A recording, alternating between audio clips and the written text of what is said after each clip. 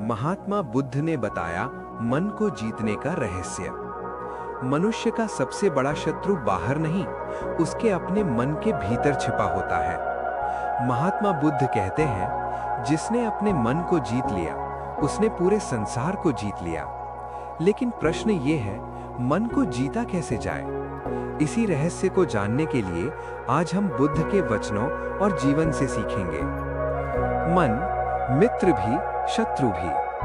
महात्मा बुद्ध ने कहा, मन ही मनुष्य का सबसे बड़ा मित्र है और मन ही उसका सबसे बड़ा शत्रु। जब मन वश में होता है तो शांति मिलती है, धैर्य बढ़ता है और जीवन सरल लगने लगता है। लेकिन जब मन भटकता है तो डर, क्रोध, लालच और दुख जन्म लेते हैं। बुद्ध ने सिखाया कि दुख का कारण परिस्थितियां नहीं, बल्कि उन पर हमारा मन का रिएक्शन होता है। रहस्य 1, विचारों को पहचानना सीखो। बुद्ध कहते हैं, तुम जो सोचते हो वही बन जाते हो। अधिकांश लोग अपने विचारों के गुलाम होते हैं। उन्हें पता ही नहीं चलता कि उनके मन में क्या चल रहा है। बुद्ध का पहला उपाय था, अपने विचारों को देखो, उनसे लड़ो मत। जैसे कोई नदी बह रही हो, तुम किनारे खड़े होकर बस पानी को देखते रहो। जब तुम विचारों को देखने लगते हो, वे अपने आप कमजोर होने लगते हैं। रहस्य 2, सांस पर ध्यान। महात्मा बुद्ध ने मन को जीतने का सबसे सरल उपाय बताया, सांस पर ध्यान। उन्होंने कहा, जब मन भटके, उसे सांस पर वापस ले आओ। सांस हमेशा वर्तमान में होती है, न भूत में, न भविष्य में।